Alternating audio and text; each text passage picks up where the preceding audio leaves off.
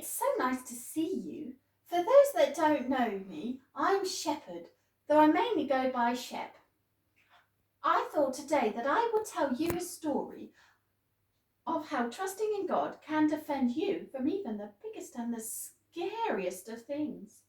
It's a story called David and Goliath. Now, I can't tell this story alone, so I'll just go and see if I can find my friends to help. Before I go though, how about we have some fun as we tell the story? When you see David, I would like you to cheer. And every time you see Goliath, I want you to go boo. Right, I'll just go and see where my friends are.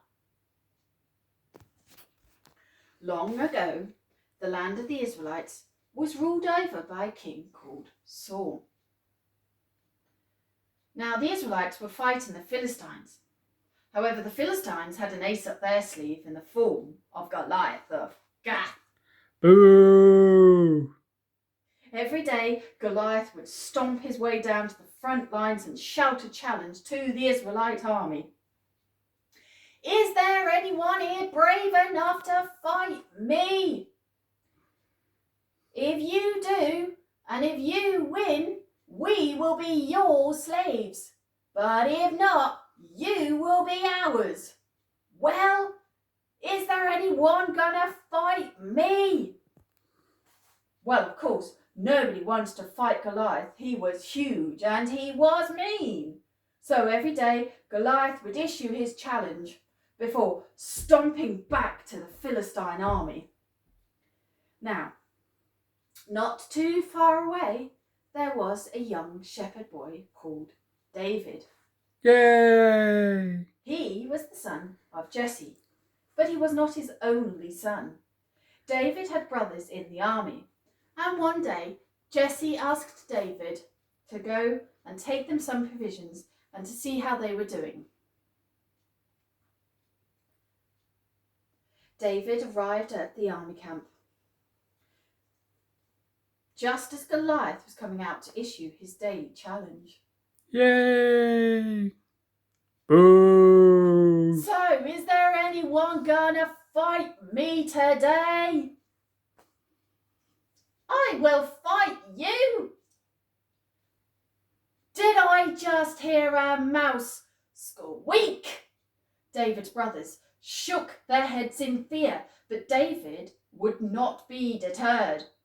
I said I will fight you. You want to fight me, little mouse? Ha ha ha ha! Very well then, challenge accepted.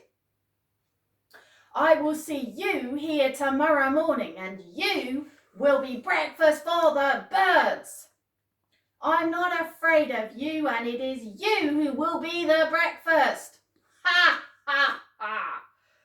Goliath roared with laughter and stormed off back to his camp.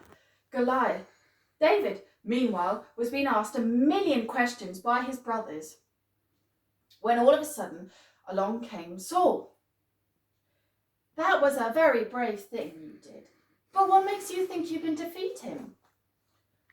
Well, I have God with me, and he can defeat anything. Well, that's a very brave statement. But all the same, I think you should come with me and try on my armour. It will give you a bit of extra protection. David tried on the king's armour, but found it was too big. So having politely thanked Saul for his generosity, he stated that he would fight Goliath as the shepherd boy he was. The next morning, David went to the front line ready to meet Goliath, having stopped at a nearby stream to pick up 3 small stones. Goliath soon kept stomping out. You ready to be breakfast, little mouse? I told you, you don't scare me. Goliath was enraged by David and drew his sword and charged. Roar! David, meanwhile, picked up his sling and swung it round his head and then let go. Pebble flew through the air and hit Goliath in between the eyes. First, Goliath didn't know what had hit him, and then it sank in. He stopped. He shook his head. Ooh! Then, like a mighty tree, he started to rock forwards and then backwards, before finally falling forwards again and crashing to the ground with a huge thud. David had won a great victory for the Israelites. Yay! Oh, wow!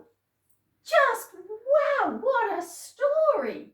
Did you see that Goliath? He was huge! And David, he was tiny in comparison. But he knew that he had God on his side, and so he wasn't afraid. That is like us. We might have something that seems so big and so scary that we couldn't possibly defeat it on our own. But if we trust God, we can do anything. I think we should say a prayer about that, don't you?